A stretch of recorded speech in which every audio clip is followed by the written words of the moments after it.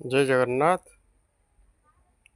ମଣିଷର 52 ବର୍ଷ ହେଇଗଲେ ଉତ୍ତରାଧିକାରୀ ପୁଅକୁ ବାହା କରିଦେଇକିରି ଆଗ ଜମାନାରେ ଥିଲା ବନଗମନ କରୁଥିଲେ ରାଜା ମହାରାଜା ସମସ୍ତେ। କିନ୍ତୁ ଏଇ ଯୁଗରେ ତାହା ନୁହଁ। ବଣକୁ ଯିବା ଦରକାର ନାହିଁ, ଜଙ୍ଗଲକୁ ଯିବା ଦରକାର ନାହିଁ, ନୁଚିବା ପାଇଁ ସେଠି ସ୍ଥାନ ନାହିଁ, କି ହିମାଳୟକୁ ଯିବାକୁ ଦରକାର ନାହିଁ। ଏ ସମୟରେ ଉଚ୍ଚ ଧାରଣା, ଉଚ୍ଚ ଭାବନା, ସେ ପରମାତ୍ମା ସହିତ ମିଶିବା ପାଇଁ ଏହି ଭାବନା ରହିବା ଦରକାର।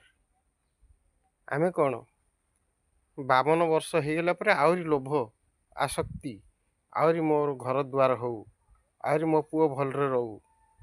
ଆରେ ତାକୁ ତ ଡେଣା ଲାଗିଗଲା। ସେ ନିଜେ କମେଇବ, ନିଜ ପାଇଁ ଘର ଦ୍ୱାର ସାଉଁଟିକି ରଖିବ, ନିଜର କର୍ତ୍ତବ୍ୟ କରିବ, ତା ସ୍ତ୍ରୀ ପିଲାକୁ ପାଳନ କରିବ, ତୁମକୁ ବି କିଛି ସୁରକ୍ଷା ରଖିବ ବାପା ମାଆକୁ। ଆମେ ପୁରା ଏତେ ଲୋଭୀ ହେଇଯାଉଛେ, ଆଉ ପରମାତ୍ମା ଆଉ ଚିନ୍ତନ କରୁନେ, ଯେଉଁ ଫଳରେ ଏତେ ଦୁଃଖଦାୟୀ ସଂସାରକୁ ଆସୁଛି, ଆମ ଶରୀର ଉପରେ ଏତେ ପୀଡ଼ା ହେଉଛି।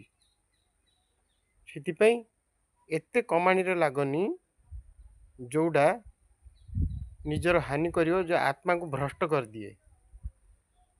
ଆମର ଆତ୍ମା ହେଉଛି ପରମ ପବିତ୍ର।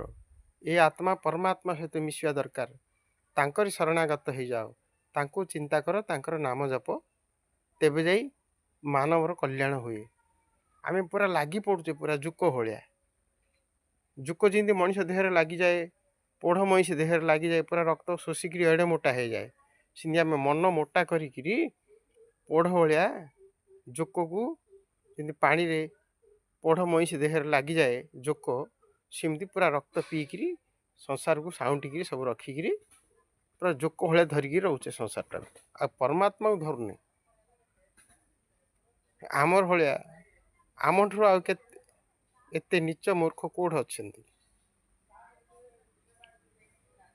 କର, ମନା ନାହିଁ, କିନ୍ତୁ ଆମେ ହିଁ ପ୍ରକୃତରେ ମୂର୍ଖ। ଅନ୍ୟକୁ କହୁଛେ ଏ ମୂର୍ଖଟା। ନିଜକୁ ତ ଚିନ୍ତା କର ଟିକିଏ, ଆମେ କ'ଣ କରୁଛେ, କ'ଣ ଧରୁଛେ? ଧର୍ମ ଅର୍ଥ କ'ଣ? ଯାହାକୁ ଧରିବା ତାକୁ କୁହାଯାଏ ଧର୍ମ। ଆଉ ଯାହାକୁ ଆମେ ଛାଡ଼ି ଦେଉଛେ, ଯିଏ ଆମ ଶରୀର, ସୁନ୍ଦର ଶରୀର, ଏତେ ସୁନ୍ଦର ନବ କଳେବର କରିକି ଆମକୁ ଘଡ଼ିଛି, ପୁଣି ଆମ ଭିତରେ ଅଛି, ବାହାରେ ଖୋଜିଲେ ମିଳିବନି, ସିଏ ଭିତରେ ଅଛି। ଏ ଭିତରେ ଖୋଜ।